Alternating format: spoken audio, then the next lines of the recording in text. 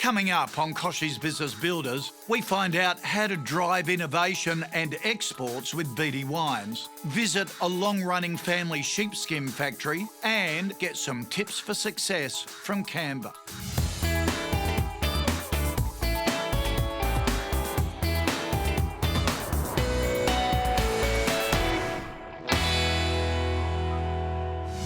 Hello and thanks for joining us today for the final episode of Kochie's Business Builders Series 9. It has absolutely flown by. We've had a great time bringing you small business stories, tips, and above all, plenty of inspiration. Now we've got a great season finale ahead, starting with a visit to Beatty Wines, a young business with a few tricks for exporting to Asia. Then we visit a sheepskin factory for manufacturing tips and get some great advice for success from startup sensation Canva. So there's still plenty to go. Let's get started with news you can use.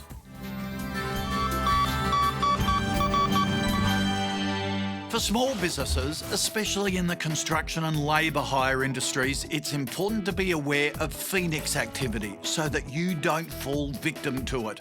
Phoenix operators deliberately liquidate their businesses, then quickly set up new companies to continue the same business, often with a similar name and often at the same premises.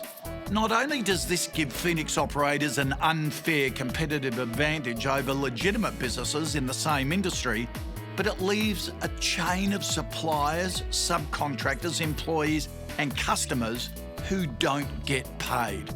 So don't fall victim to Phoenix operators and be aware of the warning signs.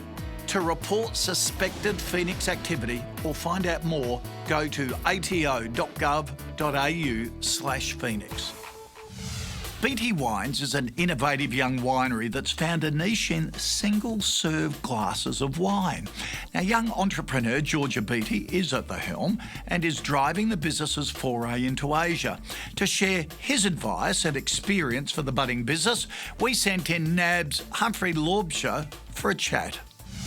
Hi Georgia, great to meet you. Can you tell me more about Beatty Wines? Sure. So this is a single-serve glass of wine. It's designed to take wine places the glass bottle can't go, from outdoor events to airlines to a picnic. How did it all begin? I was at a music festival in Melbourne and I went to the bar and couldn't get a glass of wine because it was too hard to serve. And I was one of those people that actually followed through with a stupid idea you get at university. So here I am today with a factory and offices overseas from something that started out at a Melbourne festival. You mentioned it was a silly idea and so many people don't progress. What was that first step you took? That concept around sort of ignorance and being naive and not actually knowing what you're getting into is a fabulous thing. And so I approached every day like that. The wine industry is very old. It's run by families that are, 3 or 4 generations. They've been making wine in this format. And I mean, part of my challenge was presenting a single serve format. That's why we spent a lot of time and money developing a plastic glass that looked like a wine glass. I really appreciate the way that you do break down things into small manageable chunks and try things out. Within NAB Labs, where we test innovations, similar to you, we break down a large opportunity into what is the first smallest thing we need to test to see if there is demand and there's viability. Often that engages interacting with our customers. I also wanted to ask you about your foray into Asia and how did you take that initial first step? Well, I've actually spent a lot of time in Asia. I studied in Beijing. That's our opportunity for business. And so Australia is fantastic, but a really good launch pad into Asia. There's millions more people in each city and each country. And so I spent a lot of time establishing these markets and understanding what they're drinking, what they want, whether it's a rosé or a Chardonnay, something sweet, something dry. Did you have any concerns around your patents or around your technology being copied or duplicated? Yeah, well, it's always the case. If you're doing something and you're doing it well enough, then someone's going to copy you, and that's reality and that's business. It's about having a competitive edge, doing something that they can't do. And for me, Asia, at this stage, don't make wine like we do. How have you approached, legally protecting yourself with such an innovative idea? It's a really interesting entrepreneurial journey because you start with just an idea, and when I started I didn't even properly understand what a patent was. I know that it's important and they're valuable, but I didn't understand its true value. I think so many entrepreneurs in the beginning are a little bit confused and don't know where exactly they should spend their time, their resources and their money. And one of the first things that comes up is patent. How do you actually protect this idea? Because so many entrepreneurs fall in love with the idea, where often it's the execution of that idea that actually builds the value. Whatever type of business you're doing, first learn where the value is, and then once you understand that actually there is something that can turn into some really great value, then engage the right professionals. A provisional patent is a great way to do that simply. Initially, I think it gives you up to about 12 months. You've got 12 months before you actually need to put the detail behind it. Absolutely. And so you're better off registering, and then you can change those words along the way. Exactly. After the break, we get Humphrey's tips for getting customer feedback, including what he calls the black swan moment. Don't go anywhere.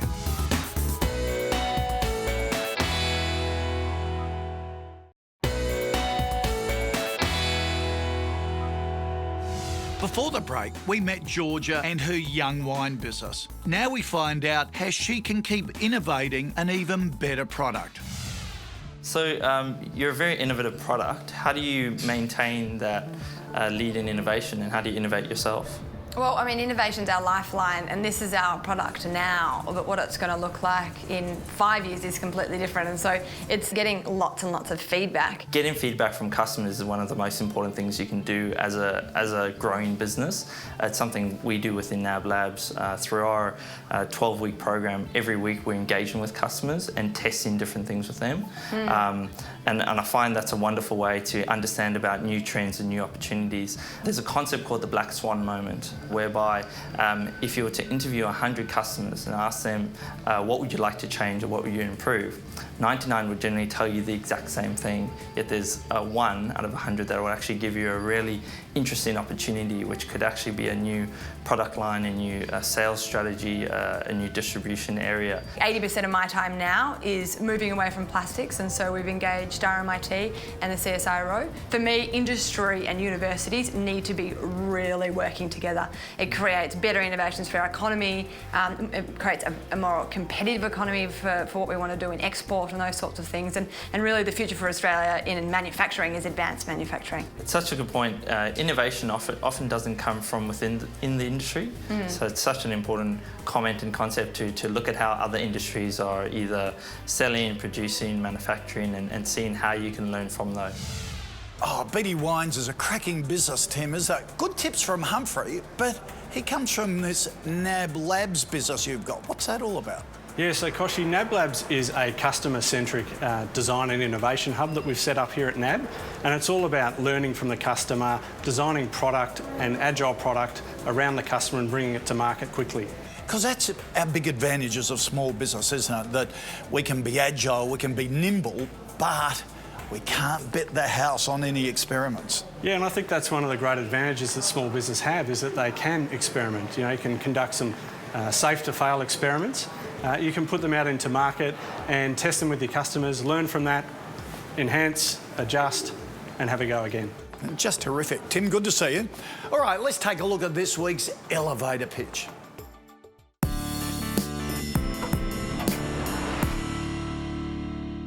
Hello, my name's Charles Fairley of Purpose Publishing, and I plan on creating a full-colour B2B coffee table book titled 50 Unsung Business Heroes.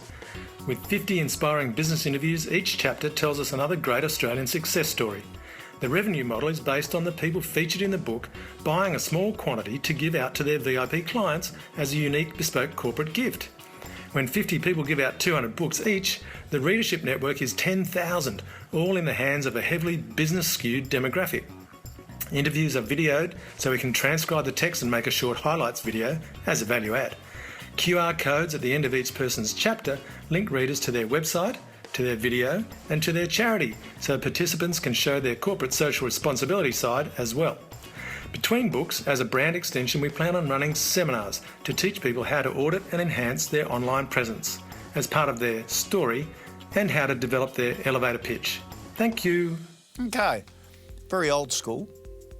been going for years, that sort of stuff in custom publishing. Michael, did it capture you? I think in terms of the business concept, how commercial it would be. If I was to invest in any business, I like to know how big the market is, and in terms of commercialism, how much revenue the business can pull through.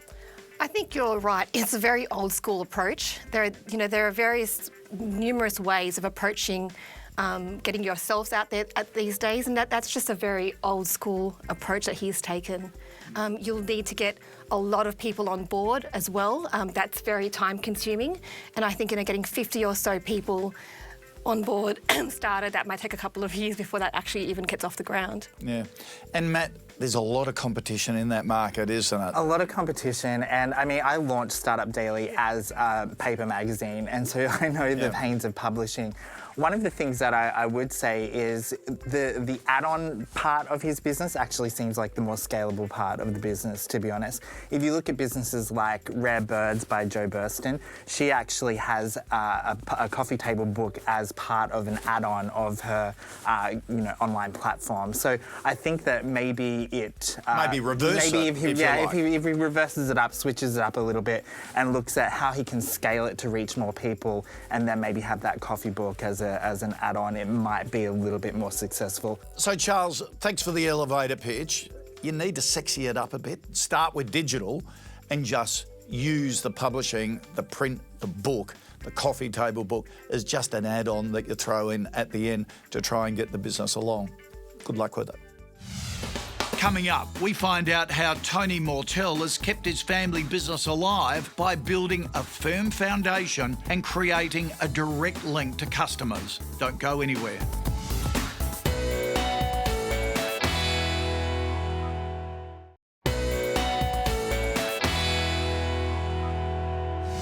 Mortell's sheepskin factory has been going since 1958. It's a great family business based in the Hunter region of New South Wales, making Ugg boots, seat covers, rugs and a raft of other products with sheepskin. Alex Brophy caught up with the founder and owner, Tony Mortell, to hear his true blue Aussie business story. Businesses don't get much more Australian than Mortell's sheepskin and Ugg boots. Tony, how did it all get started? Well, my mum and dad started the business back when Jesus was a child, so I grew up with it. Took over in '93 when I was young and silly, and I thought I was going to do it for a short term, but it ended up being 25 years so far. How's the business changed over that journey? It certainly has changed. We started off with a turnover of about $130,000 per annum. We started off with 3 employees, and it was myself and my mother and father. So we've moved premises 3 times. We've opened up a few stores and moved from those stores to bigger locations, and our turnover is now 20 times that.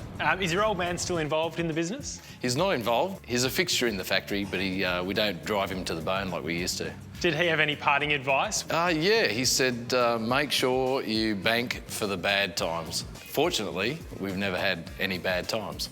So it seems that every other month there's another manufacturer going to the wall in the Australian media. What is it that makes your operation so successful? We have a very firm foundation. From day one, we have made sure that we are financially secure. So we've ploughed a lot of our initial money, our profits, back when I was in my early 20s, back into the business. We have always owned the properties that we are manufacturing from and selling from. Property is our main foundation. So making sure that you've got enough capital behind you ensures that in the rough times, you can weather those sort of downturns. Now, you've made a bit of a bold move in terms of only selling your product through your own retail outlets. Probably a pretty expensive process. Has that decision paid off? Absolutely, yeah. There's no money in wholesale in our industry. There are a lot of people at wholesale only in our industry, but we've decided to retail. That gives us a direct link with our customers as well, and we do promote that family feel. Come and sort of touch it, feel it, try it on, and yeah, I think it's definitely paid off. Touching and feeling it, trying it on. How do you tell the difference between a quality Ugg boot and a rubbish one? Well, it's very hard, and I would say to most people wouldn't be able to tell a quality one from a cheap import. It's very difficult. So what do you do to counter counterfeit products? We do what we do very well, and we remain vigilant in our manufacturing process, so we don't take much notice of what other people are doing. It's a terrific hands-on production facility you've got out the back here. How do you keep your finger on quality control there? Our guys that work out the back have been working with us, 10 years, 6 years. They've been working with the product and side by side with me for as long as they've been here. So each person has their own QC, and we have a no questions asked QC policy. If somebody says, hey, this piece isn't right, it gets recut or redone without any questions. You seem to have a really loyal workforce here. In a family business, how do you keep them on board? My management style is a lot different to anybody else. I work alongside my staff every day and have done since I took over. You'll more often see me working on the sewing machines or one of the cutting machines than what you will, in the office. My wife does the office stuff. I treat them with respect. I treat them as an equal. Now, husband and wife team, what would yourself and Stephanie say to other budding entrepreneurs? Go for it. If you have a product that you love and you've got a niche market, go for it. Focus. Don't listen to people that say no. So many people told us that we wouldn't make it, and success is only one step away from failure. So, don't give up. Terrific Australian business you got here, Tony. Thanks a lot for your time. You're welcome. What a down-to-earth business owner. Tony's advice to bank for the bad times is simple, smart business, as is his approach to growing conservatively. It's all about establishing a firm foundation for the business before going for growth.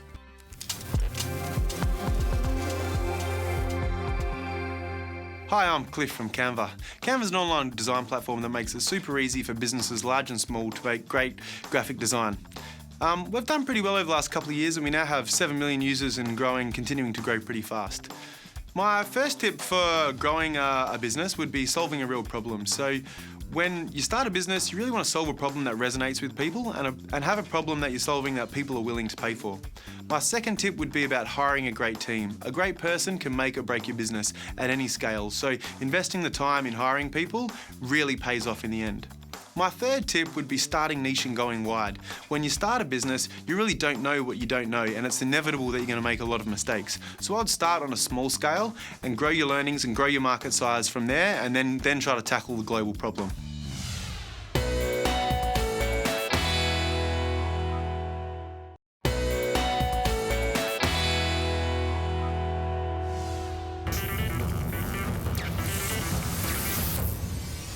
It's Tech Tip time with Val Quinn.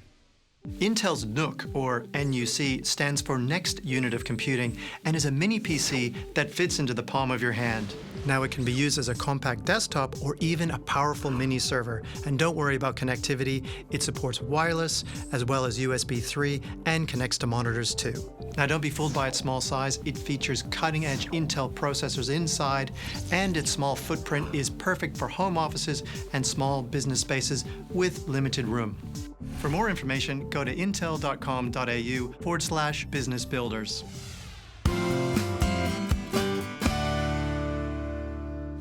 Okay, time for our last Ask Kochie for this Series 9. And Simon on Facebook, you have the honour of that. And it's a great question too. I'm a building subcontractor, and a company I did some work with recently closed down without paying me everything I was owed. A new company with a similar name set up at the same address.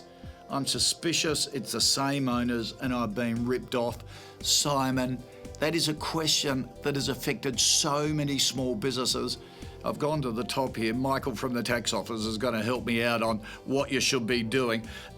Michael, Phoenix companies, they're called Phoenix companies, are just a scourge of small business, aren't they? Yeah, well, thanks for inviting me here first, David. Yes, they are, and I think what Simon has just described to us is a typical Phoenix operation, where a company will take assets and income out of it, go into liquidation and not pay its debts, and then all of a sudden you'll see them continue their business or resurrect somewhere else. It is so annoying. Could Simon have done anything to detect them early? If you see the same business that you were dealing with and the same premises, same residential address, using the same phone number, and often dealing with the same people. What can Simon do about it now? Look, there's a number of websites you can check. You can check credit rating agencies. You can check some of the state bodies, especially around their builder's licence, their history. You can also check ASIC website. You can look for their company registration and directors and get some history there. Also, I suggest doing some Google searches and look for some court decisions. And you may even also find some media articles written about the particular person. Okay. Can you dob them in? Oh, absolutely. Good, because we want to stamp this out, don't we? We would love you to dob them into the ATO or ASIC. I think it's important because we can do something about them and stop others getting hurt. Simon, it's a great question, and I think a lot of us have been hit by this. I'm glad the tax office is actually doing something about it, so get your revenge. Thanks for all your support of another fantastic series of Kochie's Business Builders. We couldn't have done it without you. It's been an absolute pleasure bringing you Series 9, and we can't wait to see what's in store this year. So stay in touch.